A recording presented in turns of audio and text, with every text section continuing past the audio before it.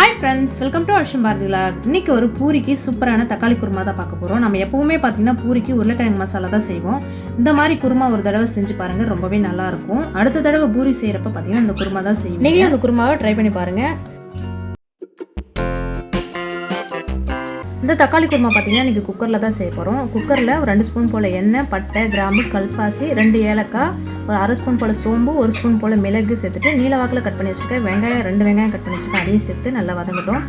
நல்லா பாதி வதங்கினதும் நான் தக்காளி பழத்தை பார்த்தீங்கன்னா இந்த மாதிரி கொஞ்சம் பெருசாகவே கட் பண்ணி வச்சுருக்கேன். அதையும் சேர்த்து நல்லா வதக்கிக்கலாம். இது வதங்கட்டும். அதுக்குள்ளே ஒரு மசாலா ரெடி பண்ணிக்கலாம். ஒரு மிக்ஸி ஜாரில் ஒரு கைப்பிடி அளவு தேங்காய், ஒரு 10 முந்திரி, 2 துண்டு போல் இஞ்சி, ஒரு பூண்டை உரிச்சு சேர்த்துக்கிறேன். பச்சை மிளகாய், நம்ம அந்த குருமாவுக்கு வந்து பார்த்தீங்கன்னா மிளகும் பச்சை மிளகாய் மட்டும்தான். உங்களுக்கு காரத்தை வேலை எடுத்துக்கேன். 4 பச்சை மிளகாய் எடுத்துருக்கேன்.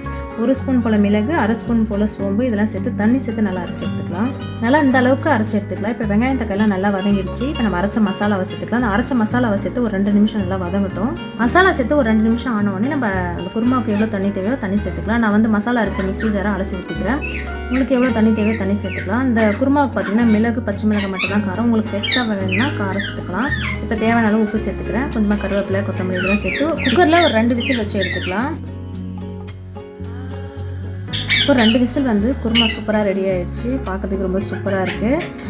இன்னும் நீங்கள் உங்களுக்கு வேணுன்னா தண்ணியாக வேணுன்னா கூட தண்ணியாக சேர்த்துக்கலாம். நான் கொஞ்சமான்றதால கொஞ்சம் திக்காக செஞ்சுருக்கேன். இந்த குருமா பூரிக்கு மட்டும் இல்லாமல் சப்பாத்திக்கும் ரொம்பவே சூப்பராக இருக்கும். எப்பவும் ஒரே மாதிரி செய்யாமல் இந்த மாதிரி ஒரு டைம் ட்ரை பண்ணி பாருங்கள், ரொம்பவே சூப்பராக இருக்கும். இந்த வீடியோ பிடிச்சிருந்தா லைக் பண்ணுங்கள். மறக்காமல் புதுசாக பார்க்கணும் சேனல் சப்ஸ்கிரைப் பண்ணுங்கள்.